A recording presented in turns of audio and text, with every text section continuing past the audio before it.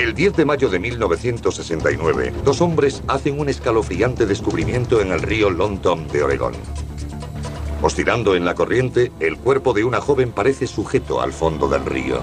Habían desaparecido 4 mujeres y el cadáver confirmaba el peor temor de la familia. Era Linda Seeley. Había sido estrangulada y arrojada al río, atada a la transmisión de un automóvil. Los buzos rastrearon el río. 2 días después encontraron otro cuerpo. Karen Sprinker, desaparecida desde el 27 de marzo, también había sido estrangulada. Nos dimos cuenta de que se trataba de un asesino en serie. Jerome Henry Brudos, futuro electricista, futuro asesino en serie, había nacido en Webster, Dakota del Sur, el 31 de enero de 1939. A 2 años aún del final de la Gran Depresión, las familias campesinas de las Dakotas luchaban para salir adelante. En busca de oportunidades, el padre de Jerome, Henry, se mudó a Oregón. Allí esperaba encontrar un trabajo estable y un buen sitio para criar a su familia. Pero la infancia de Jerome demostró no ser feliz ni estable. Debido a la escasez de trabajo, la familia se mudaba frecuentemente. El padre de Jerome tenía 2 trabajos, lo que le dejaba poco tiempo para estar con su familia. Sin una figura paterna, el joven solía estar solo con su mojigata y firme madre, Eileen. Propensa a diatribas emocionales, Eileen no ocultaba su asfixiante amor por su hijo mayor Larry o su profundo resentimiento por el pequeño Jerry. Eileen solía castigar y reprobar a Jerome. En uno de los incidentes, Jerry encontró un par de zapatos de tacón en la basura. Cuando Eileen descubrió a Jerome con los zapatos, le hizo prometer que se desharía de ellos. Y siguió jugando con ellos. Cuando Eileen descubrió su engaño, se enfureció. Lejos de disuadirle, la reacción de su madre alimentó su fijación. El calzado se convirtió en el centro de su sexualidad emergente. Se mudaron en 1955 y sus primeros vecinos fueron una familia con hijas adolescentes. Comenzó a permitirse ciertas fantasías. Con 16 años, Jerome se obsesionó con las mujeres jóvenes, llegando a robarles la ropa del tendedero. Cuando la policía se enteró de los robos, Jerome vio su oportunidad. Se lo contó a una de las vecinas que trabajaba con la policía. La convenció de que fuera a su casa para hablar de los robos. Cuando llegó, la saludó y después desapareció. Jerome fue a otra habitación, se puso una máscara y volvió. El enmascarado le puso un cuchillo en la garganta y le ordenó desnudarse. La joven dudó de Brudos, pero decidió no denunciarlo. Jerome se envalentonó. Un día, mientras acompañaba a una joven, se detuvo en una granja abandonada. Allí la ordenó desnudarse. Cuando se negó, Brudos se enfureció. Una pareja que pasaba por allí vio la pelea y llamó a la policía. La policía supo que había arrestado a un adolescente perturbado. Pero nadie sospechaba los horribles crímenes que podía perpetrar este pecoso. Jerome Brudos y sus inquietantes fantasías sexuales entrarían en una espiral sin control.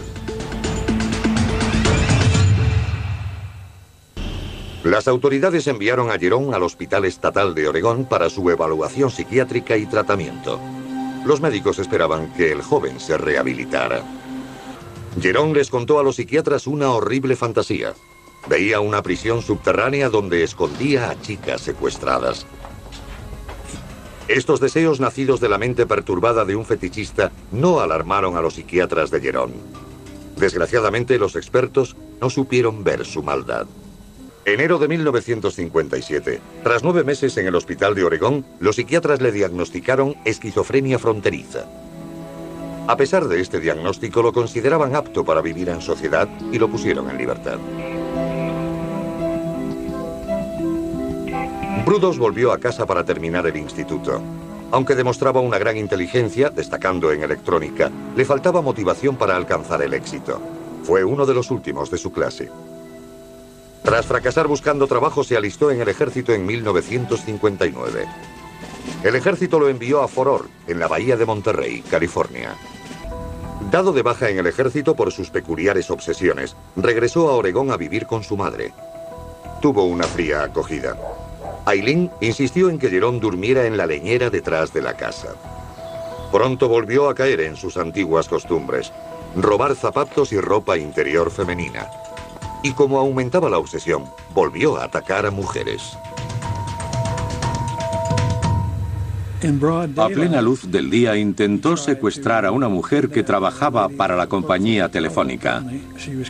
Volvía de comer y la abordó cuando se disponía a entrar en su oficina. Cuando ella se resistió, él le puso las manos alrededor del cuello e intentó asfixiarla. Cayó al suelo inconsciente, le quitó los zapatos y la dejó allí. Lo que crecía dentro de su cabeza empeoraba cada vez más porque, como suele ocurrir con las obsesiones, las primeras cosas que te sientes obligado a hacer parecen satisfacer sexual o psicológicamente. Pero llega un punto en que no basta y hay que hacer más. Jerome Brudos, aún virgen, no sabía cómo hacer más. Desde que se mudó a casa trabajaba como técnico en una emisora de radio local. Un amigo del trabajo le organizó una cita con una joven de 17 años llamada Ralphine. Ralphine quedó entusiasmada con el que parecía un hombre responsable a sus 23 años. Él le demostró cariño y un gran afecto. Cuando Ralphine se quedó embarazada, sus reacios padres consintieron el matrimonio. La pareja se casó en la primavera de 1962. Al principio Ralphine, joven e ingenua, obedecía a las exigencias de un marido mayor y muy controlador. Jerome también prohibió a Ralphine entrar en su taller del sótano. Allí construyó una habitación oscura para revelar fotos impúdicas. En Ralphine, Jerry había encontrado a una muñeca cautiva con la que siempre había soñado. Al principio, la dócil e inexperta joven no pensaba demasiado en sus extrañas exigencias. Jerome no lograba conservar su trabajo y la familia se mudaba constantemente. Poco a poco, Ralphine se fue volviendo más autoritaria. Se negaba a ser fotografiada o a participar en los juegos de Jerome.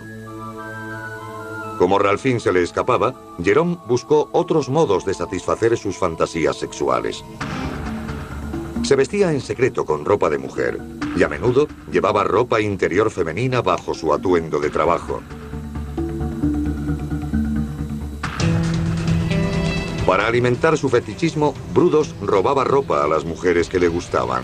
Y un encuentro fortuito en las calles del centro de Portland le proporcionó un objetivo. Brudos observó cómo la mujer entraba en su apartamento y esperó hasta que se fue a la cama. Entró en el apartamento y le robó ropa. Ella se despertó. Él saltó a la cama, la estranguló y la violó. Con la violación, Jerry daba un paso más en su mundo de fantasías sádicas. 10 años después de su internamiento adolescente en el hospital de Oregón, Jerome Brudos lograba escapar de la ley. En 1967, el electricista, esposo y padre de 28 años, parecía un ciudadano modelo. Pero bajo esa superficie fermentaban deseos inquietantes y violentos. Poco después del nacimiento de su segundo hijo, Brudos atacó y violó a una mujer. La frustración en su hogar le lleva a mayores excesos. Su esposa Ralphine estaba demasiado ocupada criando a sus 2 hijos. No tenía tiempo para satisfacer sus fantasías sexuales. En un intento de llamar la atención, dejó unas fotos comprometidas para que su mujer las encontrara. Eran fotografías de Jerome vestido con ropas de mujer. Su mujer ignoró las fotos del travestido y Jerome empezó a pasar más y más tiempo en el taller del sótano. El 26 de enero de 1968, Linda Slosson, de 19 años, vendía enciclopedias de puerta en puerta en el barrio de Brudos. Vio a Jerome trabajando en el jardín. Él se mostró entusiasmado por las enciclopedias y ella le siguió al interior de su casa. La llevó al sótano con la excusa de no querer molestar a los de arriba. Cuando la tuvo en el sótano, se aproximó a ella por detrás y la golpeó en la cabeza con un madero. El golpe no la mató.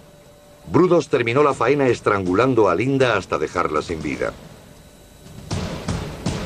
Después, subió y le dio a su esposa dinero para que se llevara a los niños a comer fuera. Con su familia fuera de casa, Jerome podía dar rienda suelta a sus fantasías sexuales con su víctima. Eligiendo de su colección de ropa interior femenina, Jerome le puso tacones altos y lencería e hizo numerosas fotos. Por la noche, mientras su familia dormía, Jerome metió el cadáver de Linda Slosson en su coche. Ató el cuerpo a la transmisión de un automóvil y lo arrojó al río Lontong.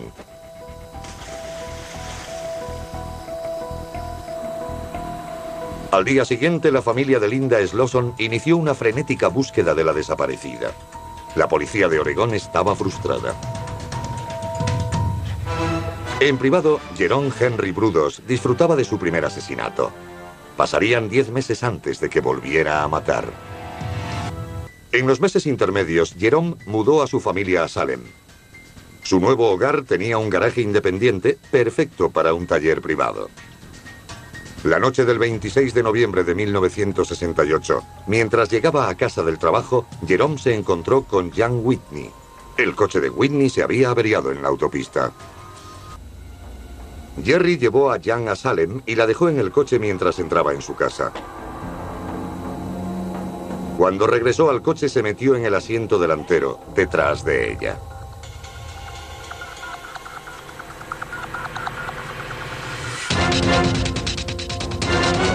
Brudos violó a la moribunda en el asiento delantero del automóvil familiar. Brudos mantuvo el cadáver de Jan Whitney colgando del garaje durante 5 días, violándola repetidamente. Con el cadáver de Jan Whitney colgando, Jerome llevó a su familia a pasar un largo fin de semana fuera. Mientras estaban de vacaciones, ocurrió un accidente que estuvo a punto de exponer el más oscuro secreto de Jerome. Un coche se empotró contra su garaje y parte de su taller, y alguien llamó a la policía. La policía llegó a investigar el accidente. La policía no vio el cuerpo de Whitney. A Brudos le estimuló la proximidad de la policía. Con su deseo cumplido, Jerome se cansó de su último trofeo. Tiró el cuerpo de Jan Whitney por el puente al río Willamette. Ya habían desaparecido 2 mujeres en Oregón, pero nadie sospechaba que había un atroz asesino en serie suelto en el noroeste. El 27 de marzo eligió un lugar tranquilo, el aparcamiento de los almacenes Meiker & Frank de Salem. Karen Sprinker, una universitaria, fue la primera mujer a la vista. En un rincón apartado del garaje, Jerome abordó a Karen y la obligó a meterse en el coche. Llevaba una pistola de juguete. La secuestró con esa pistola y la llevó a su taller. Para asegurar a su prisionera, Jerome ató una soga alrededor de su cuello y la sujetó al techo, pasando la cuerda a través de un cabrestante. Accionó el torno y la levantó medio metro del suelo. Entró en casa, comió algo y vio unos dibujos mientras ella se estrangulaba al final de la soga. Cuando Brudos regresó al garaje, Karen había muerto. Abusó del cadáver, pero ahí no terminó todo. Brudos quería un trofeo. Le cortó los pechos e hizo un molde con ellos. Quiso hacer una especie de busto en bronce con el pecho de la mujer. Jerome ató el cuerpo de Sprinker a un motor. Sin ser visto, izó el cuerpo sobre el puente y lo lanzó al río Lontong. Mientras Jerome se deshacía del cadáver, la familia de Karen Sprinker intentaba comprender su misteriosa desaparición. La policía publicó la desaparición de Karen y siguió decenas de pistas infructuosas. Mientras, la familia Sprinker organizaba partidas de búsqueda creyendo desesperadamente que terminaría por aparecer. Mientras Davis y los Sprinker se aferraban a la esperanza, otra joven vivía ajena al peligro que le acechaba.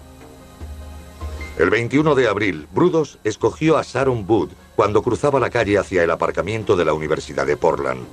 Encajaba en su perfil, delgada, atractiva y sola. Bajé las escaleras y cuando llegué, ese hombre me apuntaba con una pistola y me dijo que si no gritaba, no me dispararía. Me rodeó la cabeza con su brazo, pero yo le mordí con todas mis fuerzas en el dedo pulgar. Lo último que recuerdo es que me golpeó muy fuerte en la cabeza. Vi las estrellas. y después saltó y salió corriendo. La resistencia de Sharon asustó a Jerome, pero logró huir sin llamar la atención. Desgraciadamente, la policía de Portland no relacionó inmediatamente al atacante de Sharon con la mujer que había desaparecido. Brudos volvió a atacar. Su siguiente víctima fue Gloria Smith. Era una niña de 12 años que iba al Instituto Parish Junior de Salem. Jerry Brudos usó una pistola para secuestrarla. Cuando se dirigían al coche y pasaban entre dos casas, la niña vio a una mujer que arreglaba su jardín y aprovechó para salir corriendo hacia ella. Brudos se subió al coche y huyó alimentando otro fracaso. Se dio cuenta de que debía atraer a sus víctimas en vez de asustarlas. Compró una placa falsa de policía y comenzó a acechar el aparcamiento de un centro comercial de Portland. Allí vio a Linda Seeley, de 22 años. Cuando Linda se aproximaba a su coche cargada con regalos de cumpleaños para su novio, Brudos la abordó. Se puso delante con la placa haciéndose pasar por un agente de seguridad, informándola de que había habido muchos robos y de que tenía que acercarse a comisaría para un interrogatorio. Linda entró en el coche de Jerome. Él la llevó de Portland a Salem, directamente a su garaje. La metió en el taller y la ató. Se fue a cenar y cuando volvió la chica estaba allí, sin atar y no se movía. Jerome volvió a atarla y la colgó del techo para desnudarla y fotografiarla. Jerome ató el cuerpo de Linda a un motor y volvió al puente que cruzaba el río Long Tongue. Para Brudos no fue el asesinato perfecto. No se había quedado con ningún trofeo. Pero un sorprendente descubrimiento lo cambió todo. Encontraron dos de los cuerpos que Brudos había ocultado. El 10 de mayo de 1969, un pescador local descubre el cuerpo descompuesto de una mujer flotando en el río. La policía la identifica como Linda Seeley. La autopsia reveló muerte por estrangulamiento. Tras el descubrimiento del cuerpo de Seeley, los investigadores rastrearon el río. 2 días después apareció el cuerpo de Karen Sprinker, otra de las víctimas estranguladas a pocos metros del de Seeley. Mientras las noticias de los salvajes asesinatos trastornaban a los vecinos, Jerome Brudos se encogía de hombros. Seguía confiado en que ninguna prueba lo relacionaría con los cuerpos. Mientras la policía buscaba en sus archivos, en el estado de Oregón comenzaba otra investigación, en el colegio al que acudía Karen Sprinker. Tras hablar con cientos de chicas, los investigadores hicieron un descubrimiento crucial. Una de ellas había tenido una cita con un joven que conducía una ranchera y que tenía mucha ropa de bebé y de niño en el coche. Otra estudiante dijo haber visto a un hombre rondando por la residencia de estudiantes. El hombre dijo ser un veterano de Vietnam en busca de compañía, pero no dejaba de hablar de las mujeres desaparecidas. Ella lo encontró escalofriante y accedió a ayudar a la policía para tenderle una trampa. La policía le dijo que se pusiera en contacto con ellos si volvía a dar señales de vida. Lo hizo y la policía le estaba esperando. Se identificó como Jerry Brudos. El detective Jim Stovall pidió los antecedentes policiales de Jerome Brudos y descubrió que era electricista. Pero lo más importante, Stovall se enteró del internamiento psiquiátrico de Jerome por sus ataques adolescentes. Le hizo una visita para indagar algo más. Fuimos al garaje y hablamos allí. Los agentes encontraron la soga con la que habían sido atados los cuerpos de Karen Sprinker y Seeley. Había claros indicios de que podía ser el responsable. Los agentes no tenían una orden de registro. Sin la soga, carecían de pruebas cruciales. Inexplicablemente, Brudos solucionó el problema. Dijo, parecen interesados en la soga. ¿Quieren un trozo? Yo le dije que sí, y me cortó un trozo. Con la ayuda del asesino, los científicos forenses relacionaron rápidamente a Brudos con la soga que usó para atar a sus víctimas. A pesar de sus bravatas, Brudos se alarmó por el interrogatorio de la policía. hizo una discreta visita al abogado Daley Drake. Mantuvo su inocencia en todo momento. Yo le dije que si era inocente, no habría ningún problema, pero que si era culpable, no debía dejar que la policía investigara su casa o sus coches. Brudos tomó el consejo al pie de la letra. Cuando la policía obtuvo una orden de registro para su coche, él se adelantó a los acontecimientos. El interior del coche estaba mojado. Cuando le pregunté qué había pasado, me dijo que había ido a un lavacoches. Se había dejado la ventanilla izquierda bajada y se había empapado. La policía necesitaba desesperadamente pruebas para arrestar a Brudos. Les preocupaba que pudiera fugarse a Canadá. Si Gloria Smith, la estudiante a la que había atacado el 22 de abril, lo identificaba, podrían acusarle al menos de secuestro. Le enseñé 10 o 12 fotos, se las puse delante y le dije, tómate tu tiempo, míralos bien a todos y dime si ves a alguien que te resulte familiar. Se paró y dijo, este se parece mucho, pero el otro tenía muchas pecas. Era la foto de Jerome Brudos. El 30 de mayo de 1969, la policía alcanzaba a Jerome y Ralphine Brudos mientras se dirigían al norte hacia la frontera canadiense. La policía los seguía con una orden de arresto. A 400 kilómetros de la frontera, la policía encontró a Brudos oculto bajo una manta en el asiento de atrás. Cuando lo arrestamos y le dimos la ropa de la cárcel, vimos que llevaba panties de seda de mujer. Dijo sentirse más cómodo así. Me llamó desde la cárcel a medianoche y me dijo que lo habían arrestado. Me preguntó si podía ir. Tuvimos una sesión de 5 horas en la que me confesó todos los asesinatos y me contó todos los detalles más escabrosos de cada uno. Drake escuchó asombrado por los crímenes y por la falta de remordimiento de su cliente. Jerome era frío. Carecía de emociones humanas cuando me describió algunos de los crímenes más horribles que haya cometido nadie. Yo le recomendé que guardara silencio, que no tuvieran ningún contacto con la policía. La policía lo tuvo bajo custodia, pero ¿podrían mantenerle allí?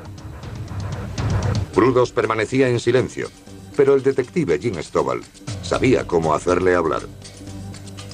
Stovall hizo preguntas hipotéticas que Brudos no pudo resistirse a contestar. Finalmente desaparecieron todas sus pretensiones y el asesino terminó confesando. Brudos incluso explicó cosas que la policía no había sido capaz de imaginar. Por ejemplo, las misteriosas quemaduras en el tórax de Seeley. Había sido un experimento. Con la confesión de Brudos, la policía pidió una orden de registro de su taller. El 3 de junio empezaron a recoger pruebas. En una de las fotografías, el asesino estaba tan absorto en su fantasía que no se dio cuenta de su propia presencia en la instantánea. En la casa, los investigadores encontraron pruebas aún más horribles. A Karen Sprinker le mutiló los pechos e hizo pisapapeles con ellos. Los encontramos en su casa. Y cuando encontraron las llaves del coche de Jan Whitney en casa de Jerome, obtuvieron la prueba que lo acusaba de 3 asesinatos. Yo, como abogado de la defensa, tuve claro que Jerome era culpable. E iba a ser difícil preparar cualquier tipo de defensa legal, como no fuera por enfermedad mental. El 4 de junio de 1969, un equipo de psiquiatras sometía a Brudos a una batería de test. Hubo un total de 7 evaluaciones. Desgraciadamente, todas indicaron que no estaba legalmente loco. El 27 de junio de 1969, Jerome Henry Brudos aparecía tranquilo ante el juez Val Sloper en el juzgado del condado de Marion. Acusado de 3 asesinatos, se declaró culpable de todo. Brudos fue condenado a 3 cadenas perpetuas, al menos 36 años de cárcel. El asesino de la lujuria tendría 66 años antes de poder acogerse a la condicional. Pero, ¿y Ralphine? A los investigadores les costaba creer que no hubiera participado en los crímenes de su marido. Abandonado por Ralphine y condenado al ostracismo por los otros reclusos, Jerome pasó sus solitarias horas en la penitenciaría de Oregón presentando recursos.